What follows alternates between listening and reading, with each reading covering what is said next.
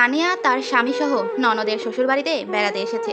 দরজা খুলেছে বাড়ির একমাত্র মেয়ে, মানে তানিয়ার একমাত্র ননদ রাহা। নদী দরজায় দাঁড়িয়ে তানিয়াকে ঘর মুছতে দেখে হতবাক হয়ে যায়।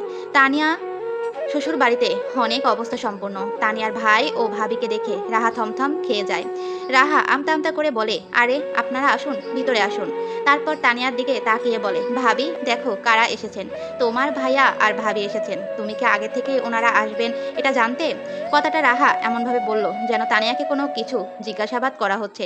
তানিয়া জোরপূর্বক হাসার চেষ্টা করে জবাব দিল, না তো, আমি তো জানতাম না।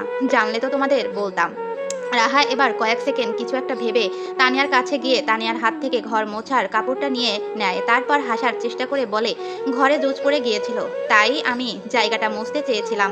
আর ভাবি এসে আমার হাত থেকে ঘর মোছার কাপড়টা নিয়ে নিজেই মোছা শুরু করলো। তাও আবার পুরো রুমটাই মোছা শুরু করলো। এতবার মানা করলাম যে পুরো রুমটা মুছতে হবে না, কালকে বুয়া এসে মুছবে। আজকেও তো বুয়া মুছে গিয়েছে, তাই না ভাবি? কিন্তু তুমি আমার কথা শুনলে না। দাও এখন বালতিটা দাও, তোমার ভাইয়া আর ভাবিকে আপ্যায়ন করো। বলে রাহা ঘর মোছার বালতিটা নিয়ে চলে গেল। রাহা যে সম্পূর্ণ মিথ্যা কথা বলে গেল সেটা তানিয়া ভালো করেই বুঝতে পারলো। আর রাহা এগুলো কেন বলল তাও তানিয়া বুঝতে পারে। দীর্ঘশ্বাস ফেলে ভাই ও ভাবিকে সোফায় বসিয়ে বলে, তোমরা আসবে বলনি তো? সকালেই ভাবির সাথে কথা হলো। নদী ও তার স্বামী তারেক একে অপরের দিকে তাকায়। নদী শক্ত কণ্ঠে বলে, জানিয়া আসলে কি এই দৃশ্য দেখতে পেতাম? ফোনে তো 5 মিনিটের বেশি কথা বলার সময় হয় না তোমার, এত কিসের ব্যস্ততা? তোমার শ্বশুরবাড়িতে তো কোটি টাকা, ঢাকায় 3টা ফ্ল্যাট আছে তোমার শ্বশুরের, তাহলে তোমাকে কেন ঘর মুছতে হয়? তানিয়া একটু ভয় পেয়ে গেল। সেই সাথে সাথে নিজের ভাগ্যের উপর তাচ্ছিলের হাসি হাসলো।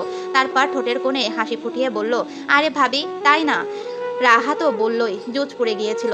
তারপর রাহা মুছতে নিলে আমি নিজেই মুছে নিই। তাছাড়া শুধু এতটুকুই মুছলে কেমন দেখায় না, তাই ভাবলাম পুরো রুমটাই মুছে ফেলি।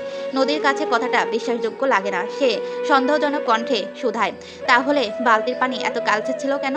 আর পানির পরিমাণ 12 বালতির অর্ধেক ছিল কেন? একটা মোছার ঘর মুছলে কি অর্ধেক কালচে হয়ে যায় ধারণ করে? তানিয়া এবার চুপ থাকে। নদী আবারও বলে, তাছাড়া আমি বিয়ে করে আসার পর তোমার বিয়ের আগে কখনো দেখিনি তুমি ঘর মুছছো।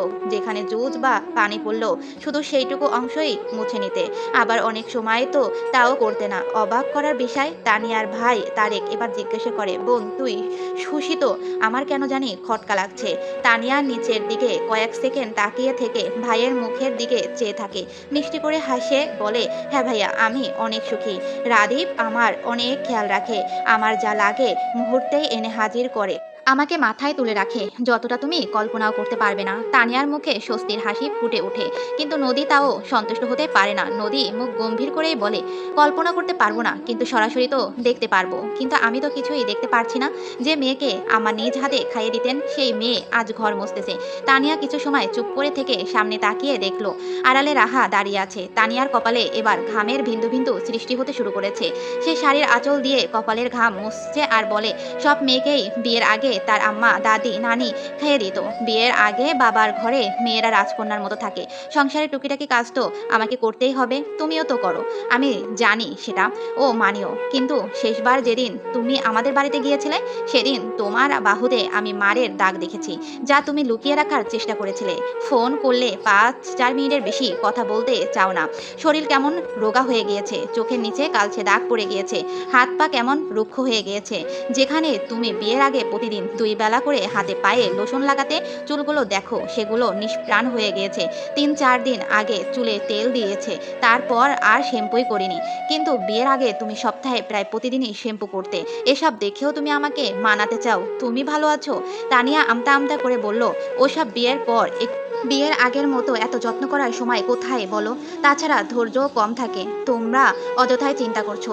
বিয়ে কি তবে আমার হয়নি? কই, আমার তো তোমার মতো বেহাল দশা হয়নি। আসলে কি বলো তো, কাজ আর লোক দেখানোর মধ্যে পার্থক্য আছে। তুমি উপরে উপরে নিত্যদিন ভালো থাকার অভিনয় করছো, নিজের উপর এক অদৃশ্য কালো আবরণ ধারণ করেছো, যাতে বাহিরের মানুষ তোমাকে